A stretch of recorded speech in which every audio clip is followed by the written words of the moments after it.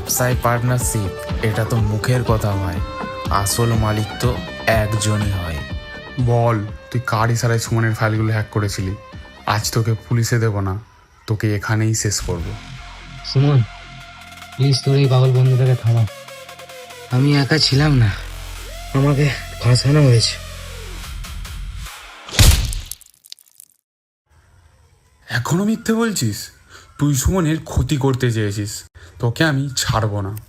দীপঙ্কর ছেড়ে দে ওকে, ও তো মিথ্যা বলেনি, ও তো সত্যিটাই বলছে।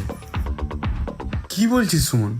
ও তোর কেরিয়ার নষ্ট করতে চেয়েছিল, আর তুই বলছিস ও সত্যি বলছে? কাজ হয়ে গেছে, আমাদের রাস্তা পুরো পরিষ্কার। এই মেসেজটা তুই কাকে পাঠিয়েছিলি জানিস? তুই তুই কি করে জানলি? তুই তো তখন কারণ তুই ওটা আমাকেই পাঠিয়েছিলি, তোর ফোনের অপর প্রান্তে আমিই ছিলাম। মানে তুই তুই আর অরিন্দম একসাথে? না দীপঙ্কর, ও আমাদের সাথে নেই, ও আমাদেরকে ব্যবহার করেছে। একদম ঠিক, অরিন্দম তো জাস্ট একটা বোকা ছাগল।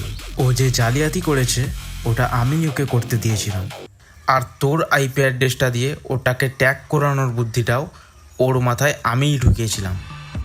কিন্তু কেন সুমন? আমি তো তোকে বাঁচানোর জন্য চুরির দায়টা নিজের ঘাড়ে নিয়েছিলাম। কারণ তুই বড্ড বেশি ভালো রে দীপঙ্কর, আর এই বিজনেসে ভালো মানুষদের কোনো জায়গা নেই। কোম্পানিটা খোলার পর থেকে সব ক্রেডিট তুই পেতিস, সবাই বলতো দীপঙ্কর না থাকলে সুমন শেষ। আমি চেয়েছিলাম তুই কোম্পানির চুরির দায়টা নিজের ঘাড়ে নে। তুই যেই নিজেকে কালপিট প্রমাণ করলি, কোম্পানির 100% শেয়ার আমার নামে হয়ে গেল। আর এখন এই অরিন্দমকে মারার দায়ে জেলটা তুই খাটবি, আর কোম্পানির পুরো রাজত্ব আমিই ভোগ করবো। তুই তুই সুমন এতটা নিচে নামতে পারলি? আমি তোকে ভাই ভাবতাম। সবচেয়ে কাছের মানুষটা যখন মাস্টার মাইন্ড হয়, তখন দাবা খেলার বোর্ডেও রাজাটাকে মরতে হয়। Good bye partner. जब मैं विलन बनता हूँ ना, तो मेरे सामने कोई भी हीरो